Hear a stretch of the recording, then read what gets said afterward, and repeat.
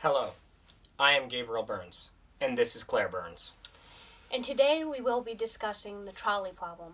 The main intention of this thought experiment is to test one's moral intuition and to examine the application of the subdivisions of consequentialistic ethics as well as deontological ethics. We will be discussing the different ethical perspectives surrounding the trolley problem and how it might affect moral intuition, as well as different arguments pertaining to the trolley problem. For example, the trapdoor, which includes different scenarios pertaining to the thought experiment. These scenarios test the reliability of moral intuition.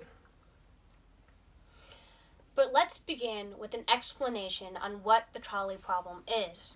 It is a thought experiment in which the subject is given a hypothetical situation in which a trolley is on track to hit and kill 5 people, and the individual has the ability to use a switch that will make the trolley change its path and kill only 1. He or she could also decide to do nothing. Basically, it asks the question, would you kill 1 to save 5? First, we will discuss what moral intuition is. Moral intuition is described by Richard Price as the immediate consciousness or feeling on the one hand and argumentation on the other. Argumentation or deduction is knowledge that is ultimately derived from what is immediately apprehended, either by sensation or by the understanding. Immediate consciousness or feeling is the mind's awareness of its own existence in mental states. So basically, moral intuition is the innate instinct one has in relation to situations. This will ultimately depend upon the ethical value people have.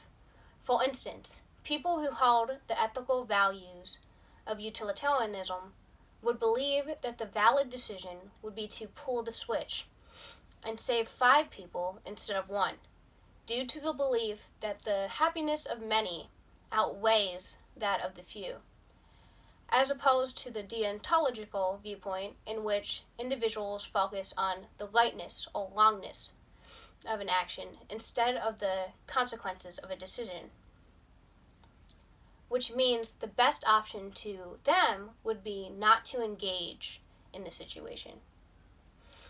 Other renditions of the trolley problem have been introduced, such as changing the variables, which in turn changes the stakes.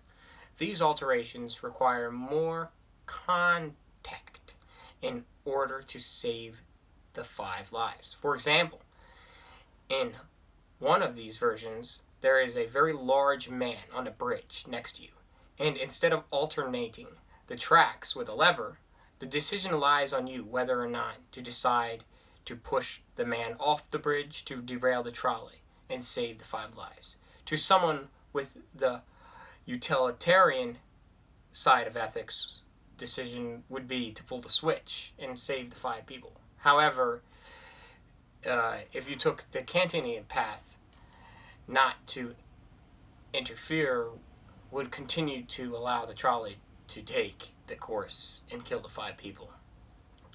Because if they were to do something, it would violate their personal ethics and beliefs. Another rendition is the trapdoor dilemma, which is similar, but instead of direct contact, the fat man is standing on a trapdoor, and one can pull the lever and make him fall on the track to derail the trolley.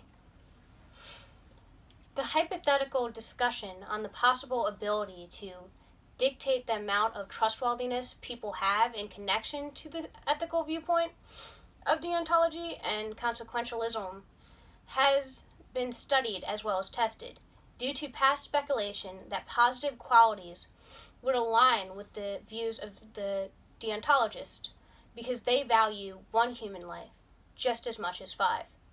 But studies conducted have disproved this hypothesis. Deontologists, despite the inability they have to use the switch, because of the beliefs that they have does not make them any more trustworthy than the consequentialists. So basically, traits don't rely solely on one's ethical standing. In addition, other theories, such as the doctrine of double effect, which is a normative principle, would condone the decision to pull the switch and allow that one person to die to save the 5 lives.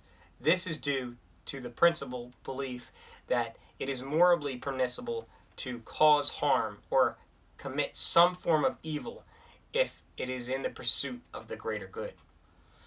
In conclusion, there are many variables involved with the development of moral intuition as well as ethical theories one follows, influencing what is considered morally right or wrong when presented with this hypothetical thought experiment. Additionally, we would like to thank you for watching and listening to our ethical presentation involving the trolley problem. Thank you very much.